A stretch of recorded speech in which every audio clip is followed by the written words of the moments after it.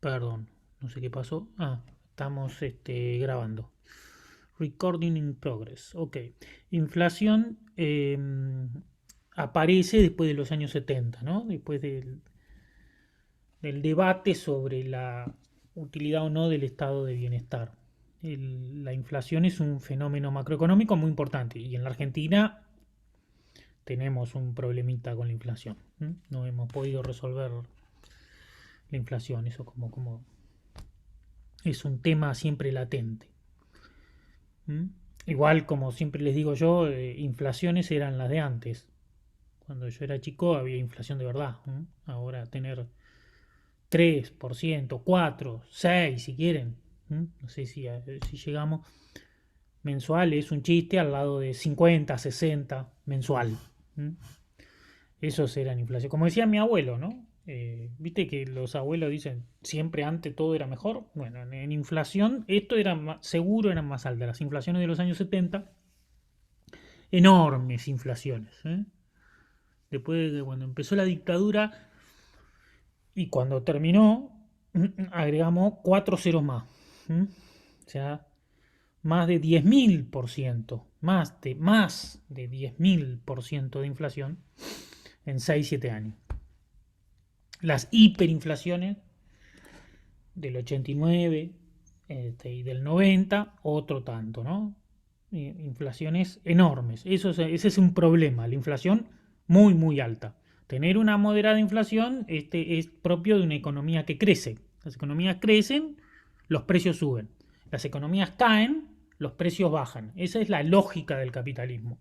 Ahora, cuando se desmadra todo, cuando tenemos inflaciones enormes, es un problema. La inflación se combina en muchos periodos con recesión.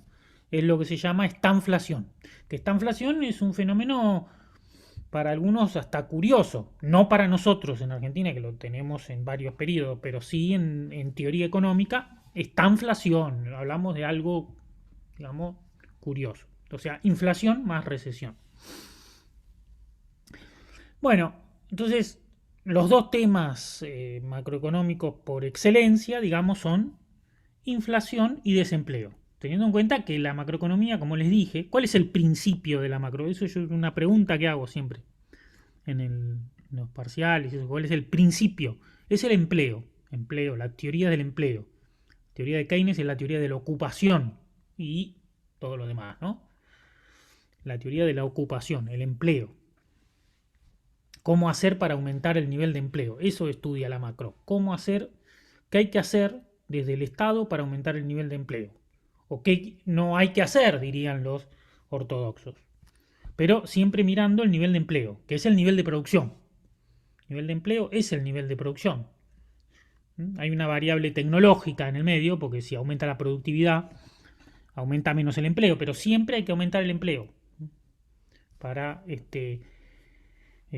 no, al revés, siempre hay que aumentar la producción para aumentar el empleo. No se puede aumentar, o es poco sostenible aumentar la producción, o no aumentar la producción y aumentar el empleo. Eso significa bajar la productividad. Entonces, empleo es el principio, es el inicio, principio en sus dos acepciones, inicio de la visión macroeconómica. Antes de Keynes no había macro y micro. ¿Sabían eso? Antes de Keynes, antes de la teoría general, era economía. La macro se divide. Profe, Sí, escucho, David. eh, sí, el tema de la desigualdad ahora, porque antes el gran problema era el desempleo, pero me parece que ahora el gran problema es la desigualdad que supera Estar muy relacionado con el empleo. O sea, la desigualdad crece con el desempleo, claramente. Siempre la desigualdad fue un problema. Bueno, ahora las modernas teorías, por ejemplo, Piketty, si te interesa, que yo tuve más o menos de mi época, fuimos compañeros de doctorado. Piketty es uno de los autores modernos que habla, que explica la crisis del capitalismo con el tema de la desigualdad. Te recomiendo ahí un, Profe, un texto interesante. Pero digamos que yo estoy hablando del inicio de la macro, es el problema del empleo. Y obviamente desempleo implica más desigualdad. O sea, distribución del ingreso regresiva, digamos, o distribución del ingreso más desigual. Sí, Perdón, la última. No, yo lo hacía más referencia, quería hacer más hincapié porque puede ser que haya muchísimo más empleo, hasta pleno empleo, pero claro. un alto grado de desigualdad. Entonces, en ese caso, no sé si se coincide acá o si se ve en otra materia. Sí, sí. Bueno, acá son conceptos básicos de macroeconomía, obviamente que depende qué teoría. ¿Mm? Depende qué teoría. Eso siempre tenés que pensarlo, porque hay teorías que te dicen que la desigualdad es buena. ¿Sí? Es más, la teoría dominante te dice que no hay que prestar tanta atención a la desigualdad.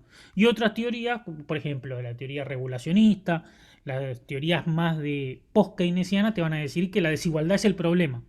Y otras teorías te van a decir que la desigualdad es la solución. ¿Mm?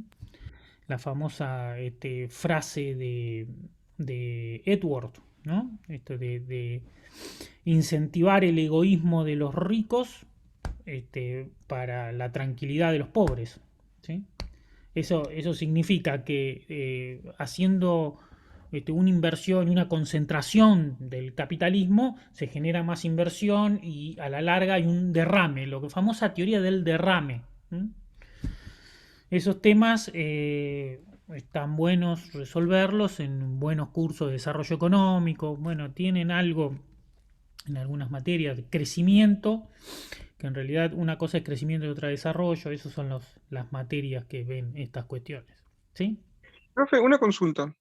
Sí, Esto que decime. contás no fue un poquito lo que pasó en China hace unos años, que faltaban ciertos empleados, ciertos no, una cantidad importante de mano de obra, digamos, capacitada en China, ya que tantas empresas habían ido a invertir ahí por los bajos costos de producción?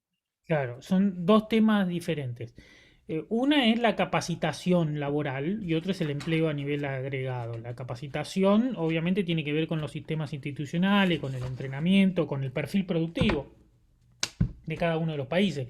China es todo, hace desde satélite hasta ballenita, hasta lo que quiera. O sea, tiene una distribución de perfiles de ocupaciones y productivo muy amplio, luego de no haber tenido nada. Ese es lo curioso, ¿no? O Claro, países más en términos de poblacionales parecidos a la Argentina. Porque China son miles, por lo menos 5 países diferentes adentro de China, porque son 1.300, 1.400 millones de personas. ¿Sí? un montón. Países como Corea, por ejemplo. Corea del Sur. Viste que Corea hay dos. Corea, la Corea capitalista, que por un tema geopolítico, sacando este debate, hace 40 años, diría 50, ¿sí? Corea era un tercio de PBI per cápita de la Argentina, era un tercio. Y hoy es más del doble. O sea, un coreano en promedio tiene bienes y servicios generados durante un año, ese es el PBI, los bienes y servicios, el flujo de bienes y servicios, doble que en promedio la Argentina. ¿Sí? Un montón. En cambio, hace 50 años era al revés, era 3 veces más rico un argentino que un coreano. ¿Qué pasó en estos 50 años? ¿Qué pasó desde 1960, para ser más exacto? De la década del 60 en adelante, Corea hizo política industrial, cosa que no cuentan mucho. ¿Qué es la política industrial? La política industrial es mover esto, la oferta para allá. ¿Sí? Mover la oferta para allá. Hacer innovación, generar vínculo entre las empresas y las universidades, entre las innovaciones incrementales que realizan los centros tecnológicos y el sistema productivo, especializarse, por ejemplo, en microelectrónica, en óptica, sectores de alto derrame productivo, todo eso es mover la oferta para allá.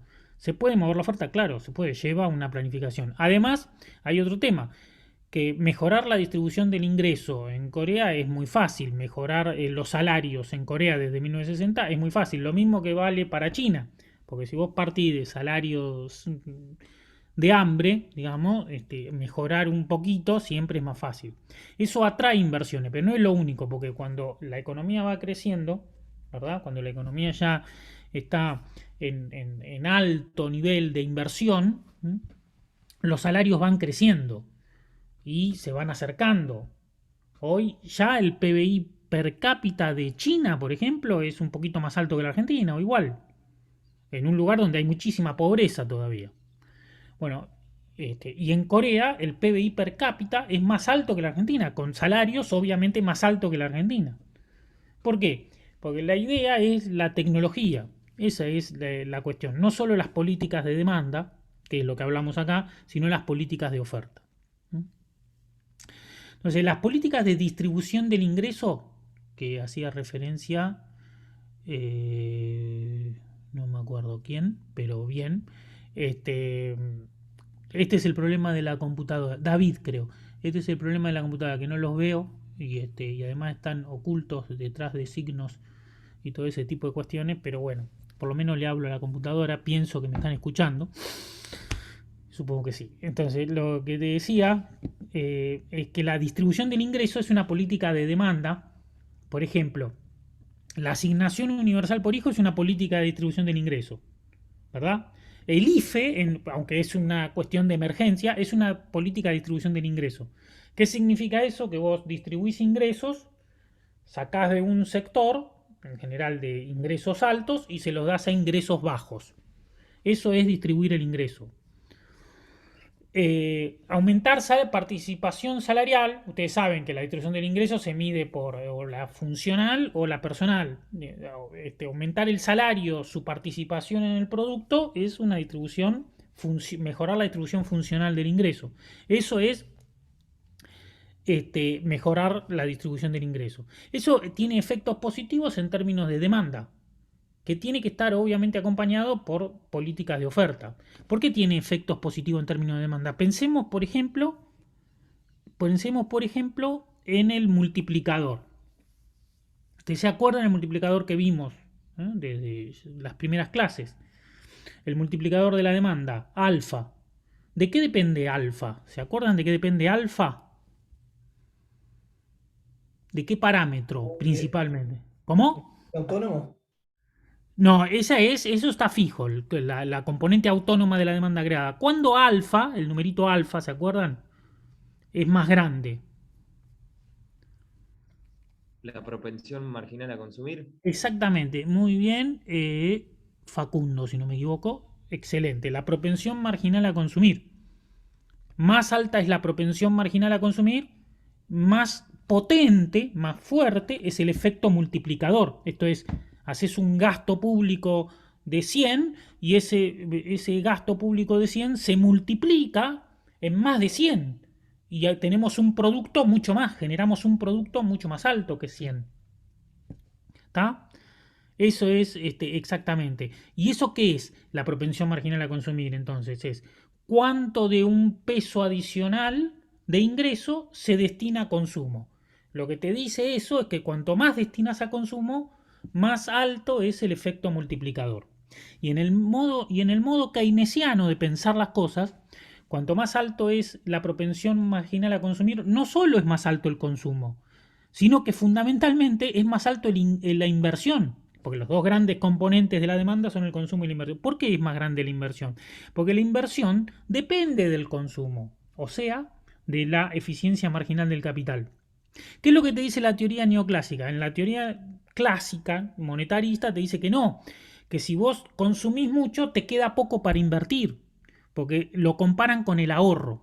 Entonces Keynes te dice que el consumo depende de la propensión marginal a consumir, de la psicología del consumo, pero el ahorro y la inversión no dependen de lo mismo. Esa es la gran innovación keynesiana. El ahorro depende, por un lado, de cuánto se deja de consumir, ahí estamos de acuerdo desde todo punto de vista teórico, pero la inversión no depende de el ahorro, depende de otras cuestiones, de expectativas futuras, depende de la eficiencia marginal del capital, que es un concepto que dice cuánto es la probabilidad de ganancia que se tiene con esa inversión. Si la probabilidad de ganancia es alta, entonces invierto. Eso es la eficiencia marginal del capital. Entonces, eso es lo que lleva a aumentar la demanda. Por eso es que distribuir el ingreso es importante, porque aumenta el consumo y gracias a que aumentó el consumo, aumenta la inversión. Porque aumenta la probabilidad de ganancia de los empresarios con el aumento del consumo. ¿Se entiende? Esa es la lógica keynesiana. Entonces, cuando aumenta el consumo, y eso hace aumentar la inversión, ¿sí?, la economía se potencia y crece. Entonces, por eso es bueno distribuir el ingreso desde el punto de vista keynesiano, porque vos imaginate que la propensión marginal a consumir alta implica alto consumo y va a implicar alta inversión. Ahora, ¿qué significa propensión marginal a consumir alta? Significa que de cada peso que reciben las personas, una gran parte lo destinan al consumo y menos al ahorro. Porque el ahorro en Keynes no es necesariamente inversión, eso ustedes lo saben. Entonces, lo destinan al consumo y más crece. ¿Quién destina más proporcionalmente más dinero al consumo? ¿Las clases pobres o las clases más altas en términos de poder adquisitivo? Obviamente las clases pobres tienen una propensión marginal a consumir cercana a 1. Entonces el alfa es mucho más alto. Por eso es que las políticas de distribución del ingreso aumentan mucho la producción cuando la propensión marginal a consumir es alta. ¿Sí? Entonces, muy bien tu pregunta. Y en este gráfico que retomamos Una de... consulta. Sí, Ezequiel. ¿Y cómo habría inversión si no hay ahorro entonces? Eso es lo que no estoy entendiendo. No. Sí, obviamente para invertir necesitas ahorro, lo que no significa que vos tenés 100 de ahorro y tenés equivalente 100 de inversión. ¿Sí? No, eso es lo que se desmiente. O sea, la inversión, para que haya inversión tiene que haber financiamiento. La fuente de financiamiento son internas, externas, ¿sí? Eso es... Sí, puede ser un crédito bancario, claro. Pero yo digo, bueno, claro, yo necesito, y como digamos, ya tener un claro, monto como mínimo, digamos. claro, pero vos lo que...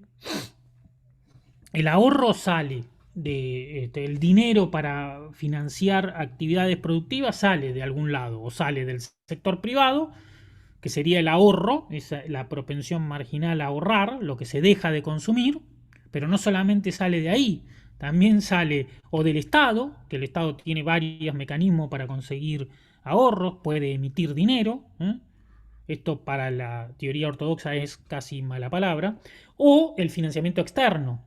O sea, no solo el ahorro sale de algún lado, lo que importa no es de dónde sale el ahorro, en esta teoría, ¿no? Lo que importa es cuál es el móvil para invertir, cuál es la motivación que tienen por qué los empresarios deciden invertir. Los Para ganar empresarios, plata. claro. ¿Y cuándo van a ganar más plata los empresarios? Hay dos visiones. Los empresarios van a ganar más plata cuando los costos son bajitos, o sea, sus ganancias son altas, o cuando los ingresos son altos, entonces sus ganancias son altas. La teoría keynesiana va más por el lado de los ingresos. Los empresarios van a invertir cuando más se van a fijar más en la variable ventas de su producto. La teoría neoclásica se va a fijar en la eficiencia, en el máximo de beneficio, o sea, la diferencia máxima entre venta y costos. ¿Sí? En cambio, la teoría keynesiana se va a fijar más en esto de la ganancia futura, que como sabemos es una cuestión de probabilidad, porque no sabemos lo que pasa en el futuro. Puede pasar que aumenten las ventas o puede pasar que caigan las ventas, y eso depende del pesimismo, optimismo de quien se posiciona dentro para hacer o no una inversión. Es decir, contestando a tu pregunta, es obvio que se necesita alguna fuente de financiamiento. ¿Sí? Eso a nivel macro, el ahorro sale de algún lado. Ahora, ¿cuál es la motivación que hace que las empresas o los que quieren fundar empresas inviertan o no? No son necesariamente las cuentas macroeconómicas. O sea, no se fijan los empresarios a ver cómo está el déficit fiscal, o sí, algunos depende del sector. No solamente eso, se fijan de dónde ellos mismos van a conseguir su dinero. ¿Sí? ¿De qué banco? Claro, O ¿para de qué qué... público van a ir ubicado el producto que quiero o el servicio que quiero hacer, digamos? Sí. O sea, lo importante es la probabilidad de ganancia. Y la probabilidad de ganancia no depende del ahorro a nivel global. ¿sí? Sino que depende de cuánto más lo vendo. ¿Y cuánto más lo vendo de acuerdo a este sistema? Cuando más consumo hay. ¿Mm? Bien, volveremos a hablar de esto, pero está bien tu pregunta. Entonces, veamos, políticas de demanda agregada, se desplaza la función de demanda agregada. Básicamente, política fiscal y política monetaria. Podemos decir, por ejemplo, política de distribución del ingreso. Eso implica un aumento de la demanda agregada. ¿Por qué? Porque aumenta el efecto multiplicador. ¿Sí? Eso lo trabajan mucho los post-keynesianos. La oferta agregada. ¿Cuándo la oferta agregada se desplaza? Cuando hay política industrial. Fíjense que si desplazo la demanda y desplazo la oferta, digamos que los precios tienden a estabilizarse. Pues yo desplazando la oferta hacia la derecha, aumento la oferta, y aumentar la oferta significa contener precios también, ¿sí? Si yo hago política de demanda y la oferta sigue siempre igual, no hago ningún estímulo para aumentar la producción industrial sobre todo, se genera un fenómeno inflacionario estructural. Siempre la inflación es exceso de demanda. Fíjense que de P0 a P1 es un índice de precios más alto. Un índice de precios más alto es expectativas de inflación más alta. Aumentan la inflación. Más allá de la cuestión monetaria, de la cuestión cuantitativa del dinero, de que hay más emisión, por ejemplo, yo puedo pasar de DA a DA1 porque hay más emisión, más política monetaria, y no aumentar la oferta de bienes, entonces hay aumento de precios. Pero digamos que la política industrial contrarresta el esquema de la política, de la teoría cuantitativa del dinero.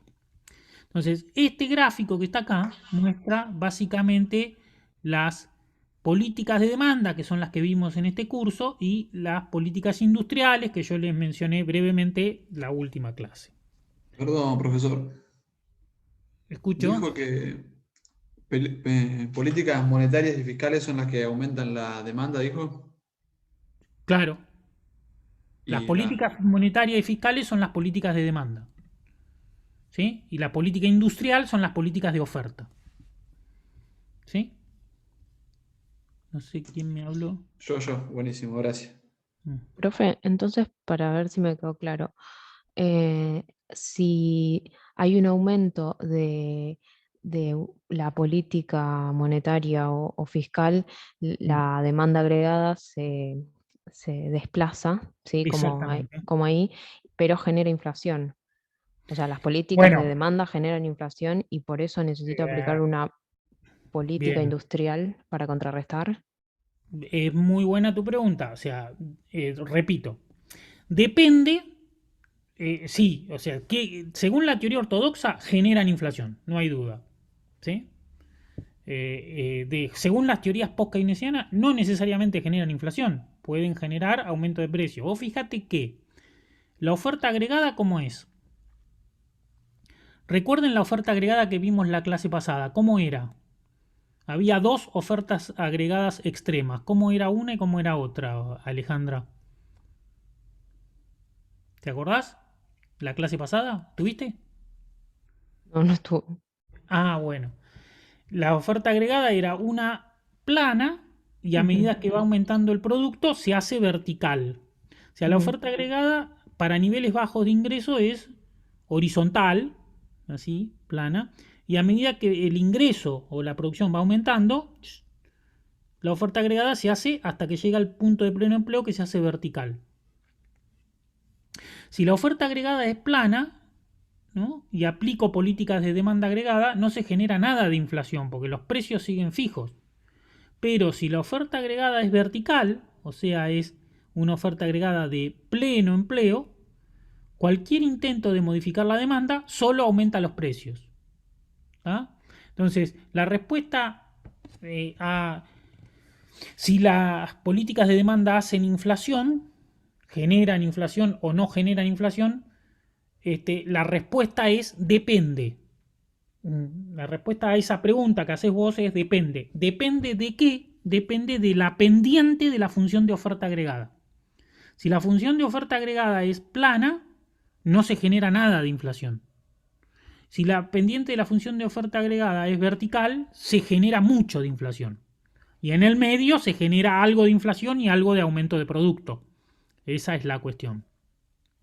Ahora, además de esto, uno puede contrarrestar, por ejemplo, el aumento de precios de P0 a P1 haciendo aumentos de oferta agregada, haciendo más inversiones, o sea, aumentando la oferta de productos. Porque si desplazo la oferta hacia la derecha, los precios bajan. ¿Sí? Así que esa sería la respuesta. ¿Mm?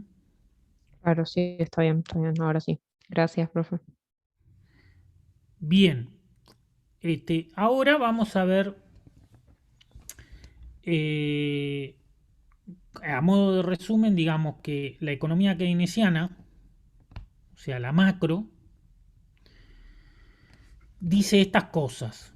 ¿Mm? Que el empleo, ¿sí?, está determinado por el nivel de demanda. ¿Sí? La demanda es esta, ¿no? El nivel de demanda, por eso estudiamos la demanda. Demanda de bienes. Cuanto más la gente quiere comprar cosas, más empleo hay, menos desocupación. ¿Se entiende? O sea, si nadie sale a comprar, hay mucha desocupación. Si todo el mundo compra y hay un boom de demanda, todo el mundo quiere consumir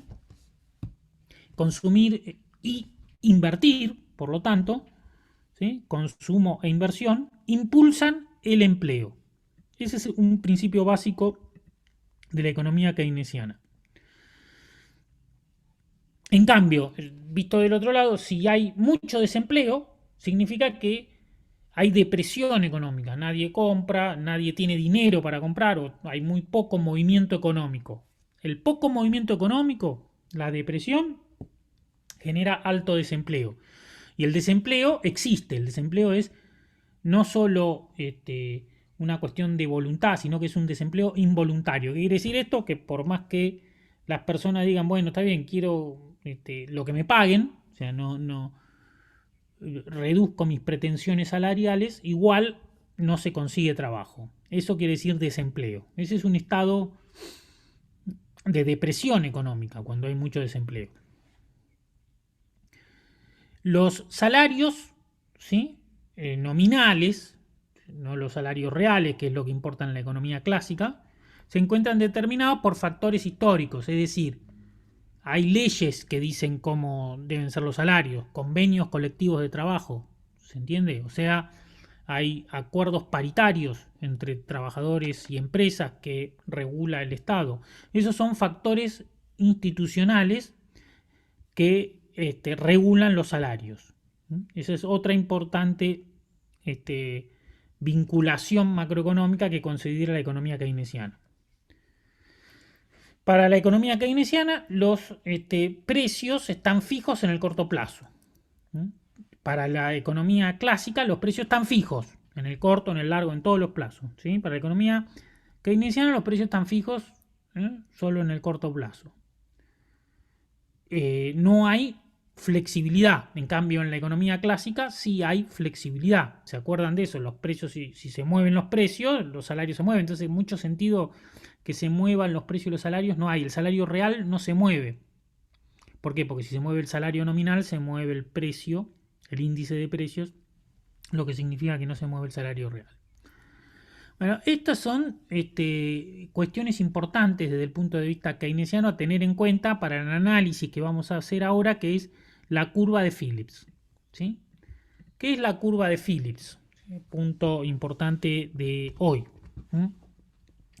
La curva de Phillips. Phillips es un economista australiano que es célebre por haber analizado el desempleo y la variación de salarios en varios países. Esto es para Inglaterra, básicamente, entre los años 60 y fines de los años 50, o sea, un montón de años de estudio de cómo se comportan los salarios y cómo se comporta el desempleo. El objetivo de Phillips era ver por qué hay cuándo hay más desempleo y cuándo hay menos desempleo. La conclusión que llega es que el desempleo baja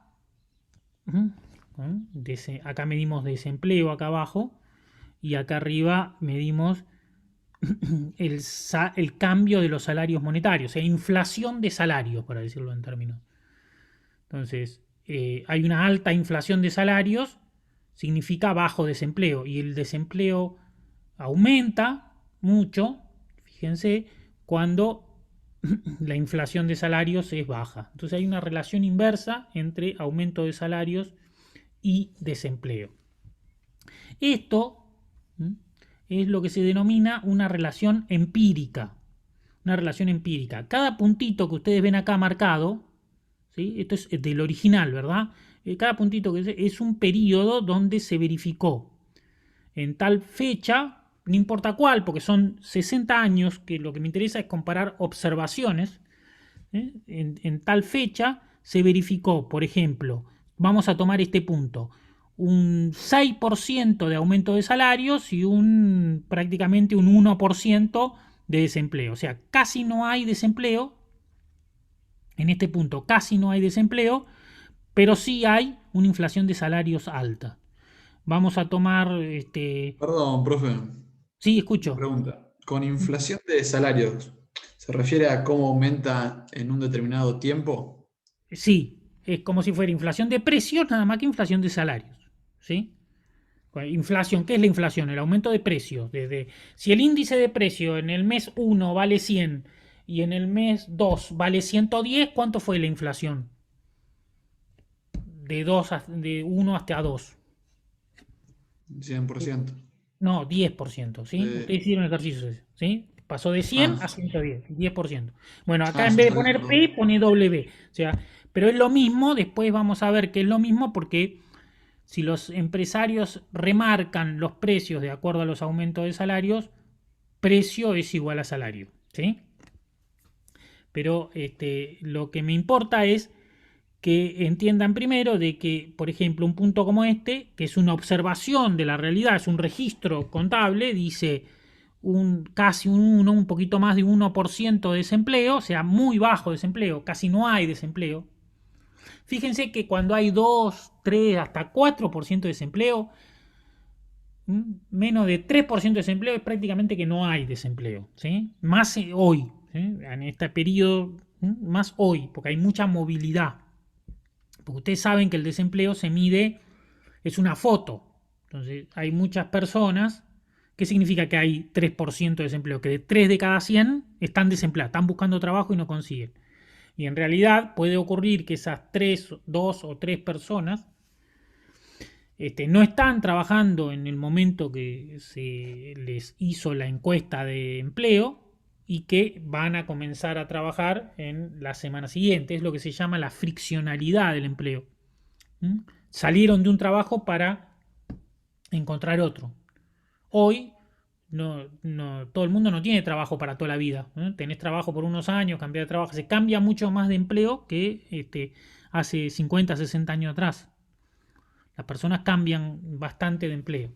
Entonces, es lógico que haya un 2-3% de empleo. Es prácticamente un nivel muy cercano al pleno empleo, a lo que se puede aspirar, sobre todo en sociedades que hay millones y millones de personas.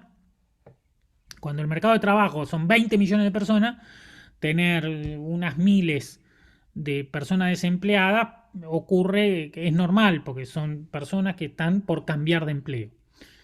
Bueno, dicha esta aclaración, digamos que esto es prácticamente un nivel de pleno empleo. 1% es prácticamente un nivel de pleno empleo, pero fíjense que la inflación es alta.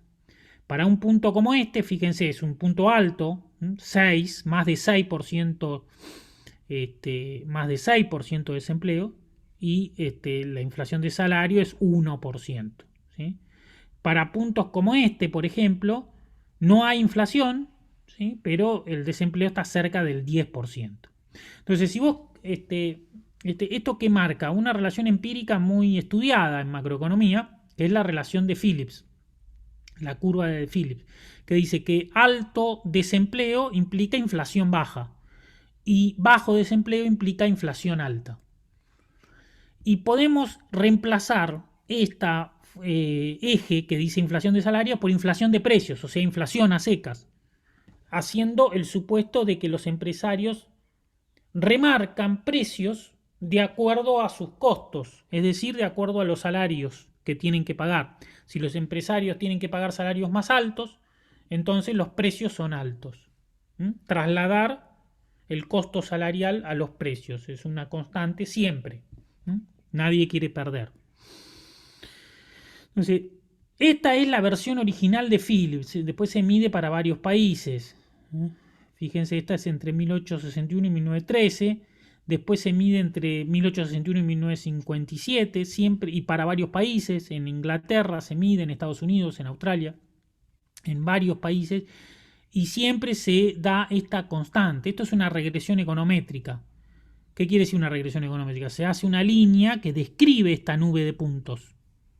Describe esta nube de puntos. Pasa justo por el medio. Esto lo van a ver ustedes si estudian econometría o algunas regresiones estadísticas, ¿sí? Entonces, esta es la función de Philips. En términos de ecuaciones, la curva de Philips representa un trade-off, quiere decir un intercambio. O sea, trade-off es lo que se llama un Phrase-Salverb. En inglés vieron que la parte más difícil es cuando tenemos que llenar el Phrase-Salverb. Esto no tiene traducción exacta, sí, se traduce como un dilema, ¿sí? Más desempleo o más inflación. O sea, hay que elegir entre un mal u otro mal. Es un trade-off de política económica entre aumento de salarios y desempleo. Salarios más altos o desempleo más alto. Una de las dos cosas. ¿Sí? Hay que elegir o tener baja la inflación, ¿sí? Y alto el desempleo o viceversa. Eso es un trade-off. Hay dos cuestiones que son perjudiciales y no puedo resolver las dos al mismo tiempo. Entonces, el aumento de salarios es una función negativa del desempleo. O sea, aumenta el desempleo, baja el salario, o al revés. Un menor tasa de desempleo es aumento de salarios. Bien, vayamos aquí. Esta es la curva de Philips. Después que hemos esquematizado esta curva de Philips basada en salarios, acá ponemos inflación, variación de precios. Variación de precios igual a un porcentaje de la variación de salario. O sea, suponemos que es razonable suponer esto, que si hay aumento de salarios, los precios aumentan en la misma proporción. ¿Sí? Eso es lo que se llama markup fijo, ¿sí? Margen fijo. O sea, si aumentan los salarios, aumentan los costos, los empresarios trasladan ese aumento a los precios. Entonces, acá medimos entonces inflación. Por ese motivo, perdón, digamos que esta es la curva de Philips. Fíjense, un punto como este, el desempleo es muy alto y la inflación es muy baja. En un punto como este, ¿cómo es el desempleo? El desempleo es muy bajo, pero la inflación es alta. Entonces, a lo largo de esta función de Philips, tenemos un dilema de política económica. Tenemos un problema que para estos puntos que están por acá están muy buenos para el tema del empleo. O sea, todo el mundo tiene laburo, no hay desempleo. Pero para puntos por acá hay mucho desempleo, ¿sí? Pero hay baja inflación. O sea, este punto es un punto de alta inflación, aunque está bueno porque hay pleno empleo, y este punto es un punto de baja inflación, pero no está tan bueno porque hay mucho desempleo. O sea, hay un dilema entre inflación y desempleo. A medida que me voy más para abajo en la curva de Philips, tengo menos inflación, pero más desempleo. A medida que me voy más para arriba a lo largo de la curva de Philips, tengo más inflación y menos desempleo. ¿Sí? ¿Se entiende? Profe, Sí. sí. ¿Y qué pasa si si el gobierno estimula el gasto público para aumentar el ingreso de las familias? ¿no? Y, o sea, se puede llegar a evitar ese desempleo o mejorar No, justamente eso significa que me voy de un punto como este a un punto como este. Si el gobierno estimula el gasto público, o más aún, hace política monetaria, emite, baja la tasa de interés, eso significa ir de un punto como este que estoy marcando acá a un punto como este. Es decir, baja el desempleo porque aumenta el gasto público, crea inversión, producto, empleo, pero aumentan los precios. Eso es lo que dice la curva de Phillips. ¿Sí? Justamente que lo podés hacer eso, así es, con política económica, podés pasar a un nivel de mayor empleo, pero a costa de algunos puntos de inflación más altos. ¿Sí? Bien.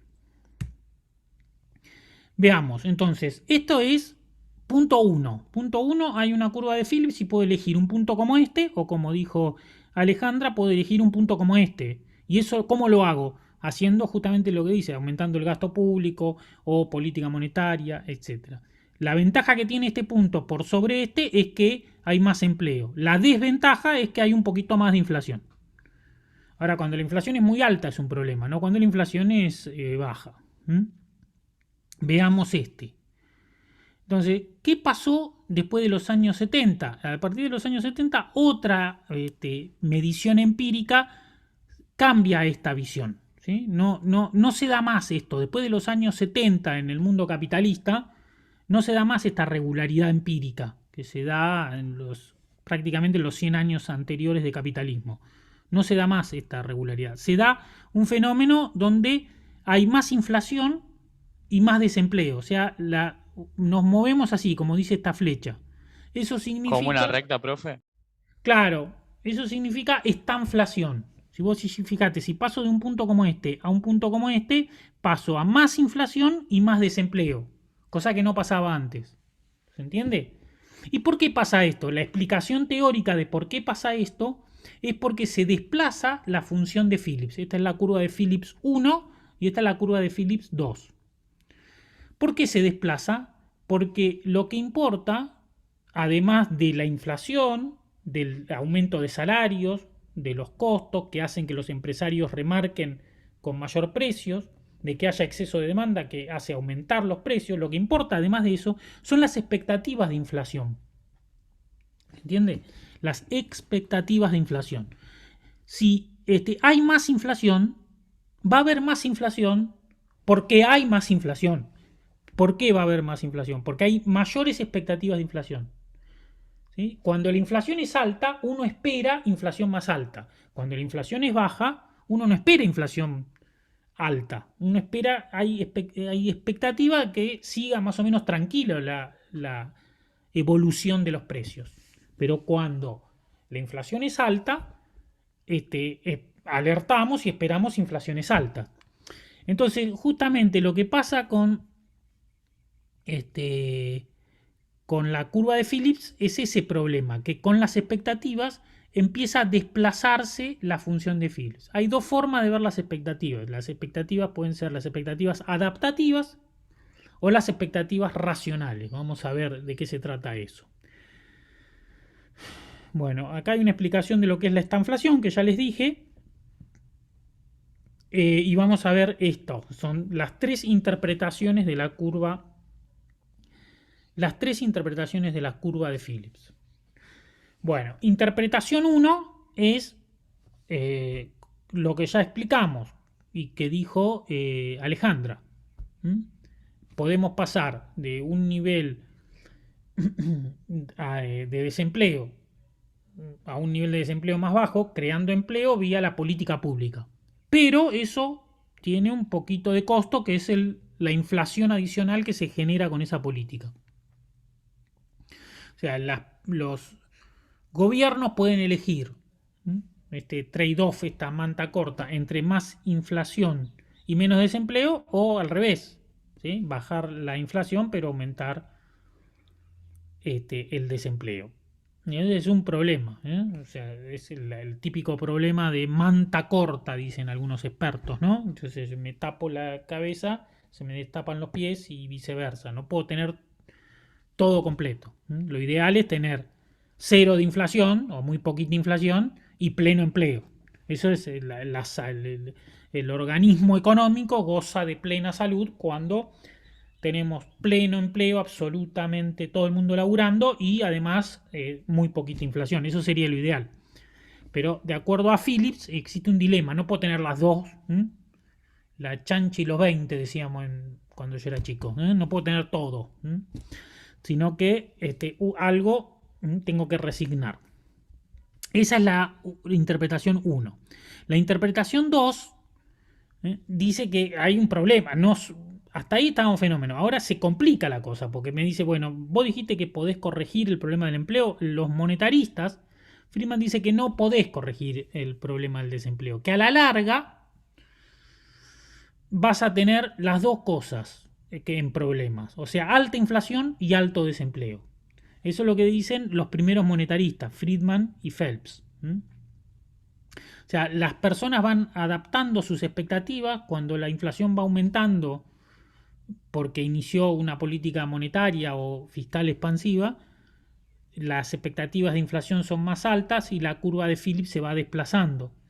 Entonces vas a tener esa posibilidad de bajar el desempleo, pero solo en el corto plazo. En el largo plazo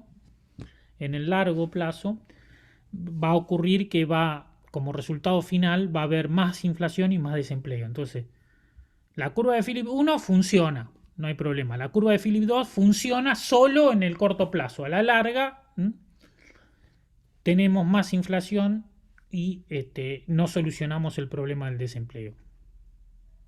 Por último, la interpretación 3 es expectativas racionales. ¿Qué dice la teoría de expectativas racionales? Que las personas inmediatamente ajustan sus expectativas, no es que van adaptando, sino que observan cómo se comportan los gobiernos y si los gobiernos emiten mucho dinero, fijan una alta inflación inmediatamente, de acuerdo a la conducta expansiva del gobierno. Es decir, que si el gobierno hace una política expansiva, inmediatamente los agentes económicos ajustan los precios. Entonces, ¿qué dice? ¿Cuál es la diferencia entre expectativas racionales y los monetaristas, estos conocidos como monetaristas 1 y estos monetaristas 2, más ortodoxos todavía? Dice que no hay diferencia entre el corto y el largo plazo. Inmediatamente los agentes económicos ajustan sus expectativas y aumentan los precios, ¿verdad? Entonces no funciona la política fiscal ni monetaria, ni siquiera en el corto plazo. Entonces, resumiendo, la curva de Phillips 1 podemos elegir entre inflación y desempleo. La curva de Phillips 2 podemos elegir entre inflación y desempleo, pero a la larga no. A la larga es más inflación y más desempleo. Y la curva de Phillips 3 ni siquiera a la larga, ni a la corta ni a la larga. No podemos elegir entre inflación y desempleo. Entonces, vemos como una cuestión original que digamos que dice, bueno, la política funciona, baja el desempleo a costa de la inflación. En la interpretación 2 y 3 rechazan la primera visión de la curva de Phillips. Veamos esto. Acá vamos a ver en este gráfico las 3 interpretaciones. Si partimos del punto A, vamos a decir que esta es la tasa de desempleo. Y después vamos a aclarar qué significa la tasa de desempleo natural o la tasa de desempleo de pleno empleo. O sea, cuando tenemos muy bajo desempleo, prácticamente pleno empleo. Entonces, si estamos en A y queremos bajar el desempleo hasta B, de acuerdo a la interpretación 1, vamos a tener menos desempleo, pero un poquito más de inflación. Entonces, la interpretación 1 implica que nos movemos desde el punto A hasta el punto B. Y ahí terminó la interpretación 1. ¿Sí? La interpretación 2 me dice que si yo hago eso, que me muevo gracias a una política expansiva desde el punto A hasta el punto B, aumentando el empleo, por lo tanto bajando el desempleo, genero inflación, pero en el punto B va a ocurrir que no me quedo ahí. ¿Por qué? Porque en el punto B van a aumentar las expectativas de inflación. Y este aumento de expectativa de inflación genera un desplazamiento de la función de Phillips desde esta función corto plazo 1 hasta corto plazo 2. Se desplazan la función de Phillips. ¿Por qué se desplaza? Porque esta función de Phillips está diagramada, está dibujada ceteris paribus las expectativas. O sea, a lo largo de toda esta función, como todo parámetro y como toda variable que permanece fija, las expectativas están fijas. Entonces, si cambian las expectativas, la función de Phillips se desplaza desde acá hasta acá. ¿Verdad? Bien. Entonces, al desplazarse la función de Phillips, los movimientos son de aumento de precios y aumento del desempleo. Dichos movimientos terminan cuando llego, por ejemplo, si me voy de B hasta un punto por acá, terminan cuando estoy en el punto C. O sea, termino, si dejo actuar libremente, una vez que hice la política fiscal, las fuerzas del mercado, termino en un punto como el punto C.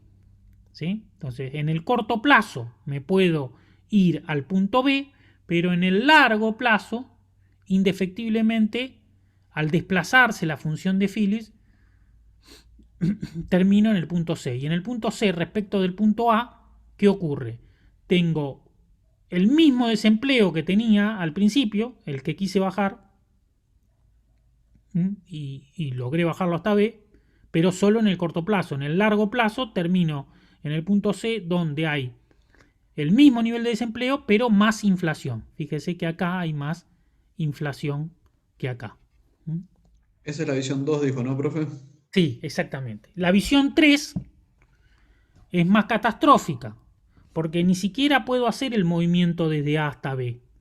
Si yo quiero hacer el movimiento de A a B, las personas inmediatamente aumentan los precios. Entonces aumentan los salarios. Todo el mundo fija un precio más alto en el corto plazo. ¿Por qué? Porque las personas tienen expectativas racionales. No es que van adaptando de a poco las expectativas, sino que la función se desplaza hacia arriba inmediatamente y me voy del punto A al punto C. Entonces, interpretación 3, no hay curva de Phillips. Solo hay un nivel de desempleo en esta línea vertical, que es la curva de Phillips de largo plazo. O sea, no hay una curva de Phillips, sino que hay una posición vertical, que condice.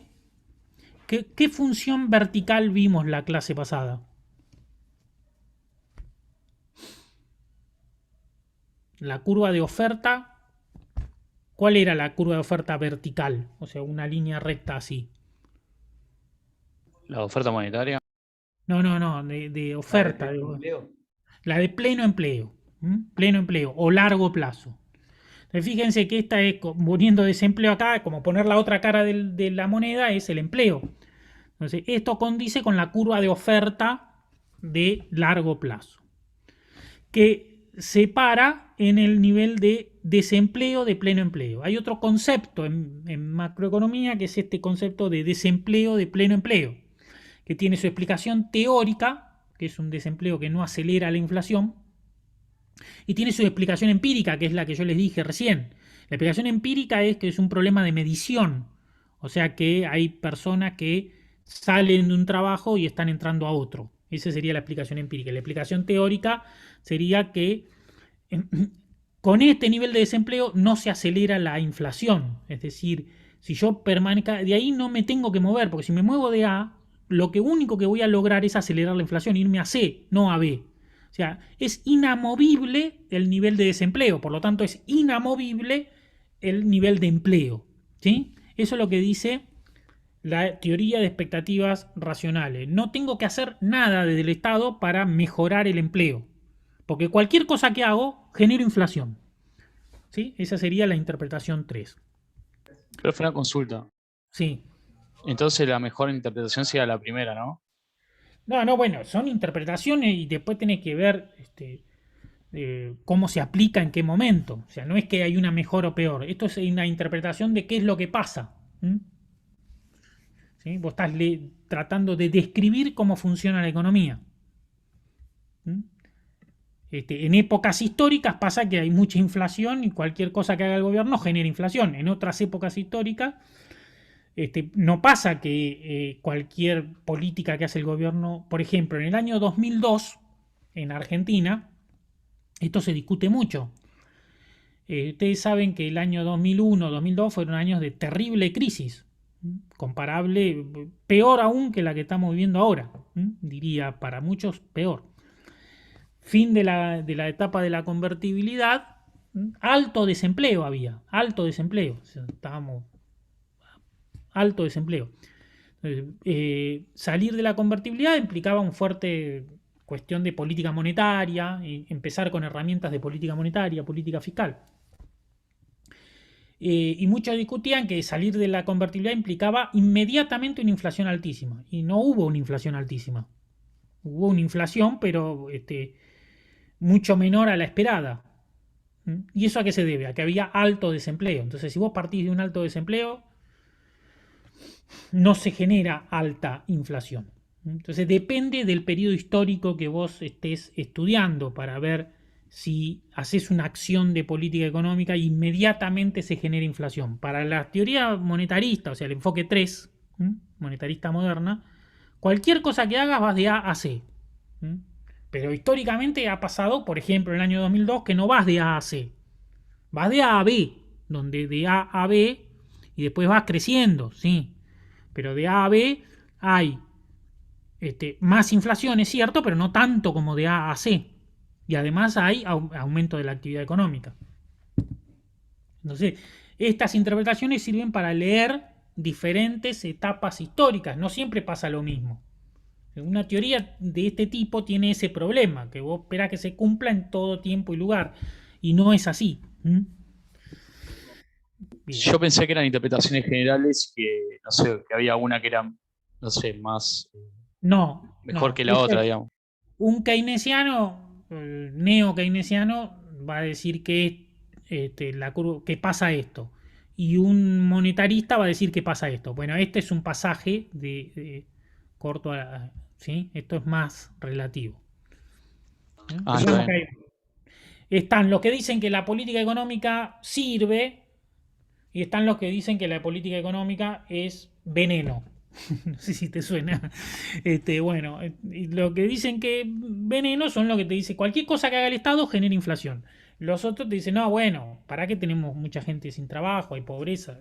Bueno, hacelo y empeorás. O sea, esa es la discusión en términos políticos. ¿Entendés? Entonces, ¿qué es lo que pasa? Algunos te dicen que siempre pasa esto y no es cierto. Porque hay muchísimos periodos históricos donde no siempre pasa que el Estado hace política monetaria y se genera inflación. O ajuste monetario y se para la inflación. Bueno, por último... Profe, perdón. Sí. ¿Esos movimientos son siempre en el corto plazo? Claro, esa es otra discusión. Para algunos esto funciona, pero solo en el corto plazo. De A a B es el corto plazo y de A a B hasta C es el largo plazo. Entonces, la otra cuestión es, sí, está muy lindo lo que vos me decís, que vos me lo demostrás, justamente hay más empleo, pero eso a la larga vamos hasta el punto C. Ese es otro tema.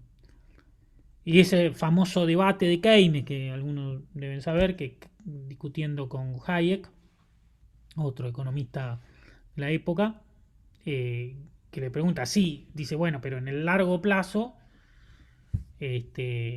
pasa de que los precios aumentan, de que volvemos a la situación inicial. Bueno, y en el largo plazo estamos todos muertos. Es lo que la famosa frase de Keynes que quedó en la historia económica, ¿no? Que que no importa el corto y el largo plazo. En el largo plazo vemos qué hacemos. Lo importante es la coyuntura, cómo generas empleo ahora.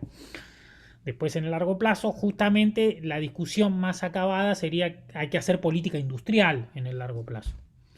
Entonces no tenés por qué aumentar los precios en el largo plazo. Bueno, por último, entonces, esto desde el punto de vista monetarista se llama tasa natural de desempleo o tasa de desempleo de pleno empleo. Tasa de desempleo de pleno empleo. Tasa de desempleo de pleno empleo, vamos a poner tasa natural o tasa de desempleo, lo voy a dejar así, de pleno empleo. Tasa natural de desempleo o tasa de desempleo de pleno empleo. ¿Por qué? ¿Qué quiere decir esto? Esto es un oxímoron. ¿Sí? ¿Qué es un oxímoron? ¿Quién sabe qué es un oxímoron? ¿Alguien que le guste la literatura? ¿No? ¿Nadie sabe lo que es un oxímoron? No es como Cuando algo tenés que en se una frase, contradice. claro, en una misma frase una contradicción. Bueno, tasa de desempleo de pleno empleo. No es una contradicción. Tenemos desempleo y pleno empleo en la misma frase. Bueno, esto es... Yo pregunto nada más, ¿eh? No estoy diciendo. Es un oxímoron. Acá está oxímoron, es una palabra griega, que escrita en griego. Es muy interesante porque algunos dicen, bueno, está bien, pero que haya desempleo implica que hay pleno empleo, porque si es bajo el desempleo es pleno empleo. Pero en realidad, esta tasa de desempleo puede ser alta, porque según Friedman y según los autores de Chicago y más, muchos investigó sobre la cuestión, a esta tasa la denominan NAIRU. ¿Sí? ¿Qué es NAIRU? NAIRU quiere decir Not Accelerating Inflation Rate and Employment. ¿Qué quiere decir? ¿Qué quiere decir eso? Tasa de desempleo que no acelera la inflación. O sea, lo que importa es buscar una tasa de desempleo como esta, en la cual quedarte. Si vos presionás ahí, vas a generar inflación. Eso quiere decir, ¿sí? Tasa de desempleo que no genera inflación. Ya mucho escrito sobre esto, van a encontrar muchos artículos, muchos papers sobre estas cuestiones. Entonces, según la economía ortodoxa, según el nuevo enfoque monetarista, lo que hay que buscar es el equilibrio natural. Yo borré acá natural, la palabra natural es muy importante. O el desempleo de pleno empleo. Más allá de que sea un oxímoron, esto es casi una provocación. Entonces, la tasa de desempleo de pleno empleo, que es un concepto importante sobre lo cual hay mucho escrito, es justamente esta tasa de desempleo que, fíjense que acá es bastante alta, pero lo que importa es que en realidad no aumenta la inflación. Entonces, la tasa de desempleo que no aumenta la inflación puede ser un oxímoron. ¿Por qué? Porque es un desempleo alto, que no se condice con pleno empleo. Porque una cosa que vos me digas que 1 o 2% de desempleo, ¿no?, sea pleno empleo. 3% te lo acepto de desempleo es pleno empleo. Otra cosa que me diga 7, 8% de desempleo es pleno empleo. En realidad lo que no es una tasa de desempleo, es una tasa de desempleo que permite mantener los precios bajos, como acá, como en el punto A. Entonces es discutible este concepto de NAIRU dentro de la nueva teoría monetarista. Bueno, más preguntas. Que hicieron muchas preguntas interesantes hoy. Y yo no me tenía todo claro y esto me desconcertó un poco. ¿La tasa de desempleo de pleno empleo? Sí, cuando usted lo relaciona con sí, con el desempleo a largo plazo. ¿No se supone que a largo plazo, o sea, lo que decían las expectativas racionales es que no se podía elegir entre inflación y desempleo, entonces había una tasa de desempleo relativamente alta y mucha inflación, pero no entiendo esto de la tasa natural de desempleo. Sí, lo que dice la teoría de expectativas racionales es que dado este nivel de desempleo que está acá, que no importa si es alto, si es bajo, si es la tasa de desempleo natural. No se puede forzar. Si vos haces política económica y aumentás el producto, te vas para allá. No se puede hacer eso, según la teoría de expectativas. Ni un segundo se puede hacer eso. ¿Sí? Entonces, si vos haces política económica, te vas de A a C. Entonces, no tenés que hacer política económica porque el estado natural de la economía es el punto A. Y ese punto A, ahí pasa que tenemos este nivel de empleo, que ellos lo llaman pleno empleo, ¿sí? Pero lo que tiene de importante es que no se acelera la inflación. Si vos permaneces en el punto A, vas a tener siempre este nivel de inflación. Y la tasa de desempleo va a ser siempre esta. Es decir, lo importante es que no se acelere la inflación. No si esto es 7, 8, 10, 12% de desempleo. Porque si vos querés corregir ese nivel de desempleo, solo vas a generar inflación. ¿Quién me preguntó? Fui yo, Alejandra. Alejandra. Ok, entonces el desempleo está, digamos, fijo y cualquier política de demanda agregada va a generar inflación, no va a revertir ese desempleo. De acuerdo al enfoque, expectativas racionales, ¿verdad? Sí, y el equilibrio natural busca, digamos, que no se aumente la inflación, eso. El equilibrio natural significa que es una tasa de desempleo que no se acelera la inflación. Ok, es lo que significa NAIRU. ¿Sí? Bien. Bueno, ¿más preguntas? Profe. Sí. Entonces, con esto de la tasa NAIRU, ¿se podría decir que la relación de la curva de Phillips tiene un límite o no? Se podría decir que de acuerdo a la tasa NAIRU, la curva de Phillips no existe, más que tiene un límite. Ah, listo. Genial, entonces. Digo, por ejemplo, no sé, en Estados Unidos creo que la tasa NAIRU es del 4%. Si los responsables de la política económica, o sea, la Fed, por ejemplo, en Estados Unidos, quiere llevarle el desempleo al 3%, lo único que haría generan es parar la inflación. Claro. Buenísimo. Claro, exactamente, generan inflación. De acuerdo a este enfoque, ¿no?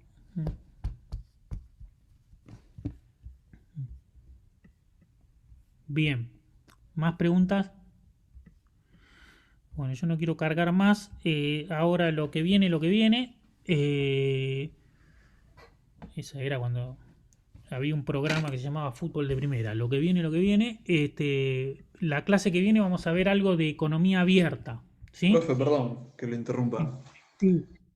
La primera visión de la curva de Phillips, digamos, contradice a la visión clásica de que los salarios no se mueven, ¿no? Sí, la primera visión de la curva de Phillips, exactamente, sí. Sí, correcto. Muy bien tu punto. La primera visión de la curva de Phillips, que es esta, es neo-keynesiana, digamos. O sea, los salarios reales se mueven, existe desempleo. Correcto. Mientras que para los clásicos, los salarios reales no se mueven y existe pleno empleo. Bien. ¿Algo más? No, gracias. Bueno, en la clase que viene vamos a ver economía abierta, vamos a ver un modelo más general. Ya nos queda la clase que viene nada más, antes del parcial, ¿verdad? Sí, creo que sí. Bueno, entonces fíjense de estar al día, yo les voy a mandar antes, si puedo antes que termine esta semana, la clase escrita para la clase que viene. Porque es importante que esta sí, la última, la lean antes, porque es fundamental. Ok. Profe, una pregunta respecto del parcial. ¿En qué, porque es bastante lo que vimos hasta ahora desde el primer parcial, ¿en qué más o menos habría que hacerle bastante foco? Porque... Políticas de demanda, políticas de oferta, que vimos la clase pasada, y economía abierta. Y además el problema de la inflación, ¿sí? Problema de inflación y desempleo. Ok, está bien, gracias. Igual lo vamos a resumir la clase que viene, pero básicamente esos serían los temas. Entender bien el modelo ISLM, ¿sí? Entender bien lo que significa la política monetaria, cuáles son los instrumentos que tiene el Banco Central para hacer política monetaria, y un equilibrio o desequilibrio a nivel global, la estabilidad macroeconómica con economía abierta, que vamos a ver la clase que viene.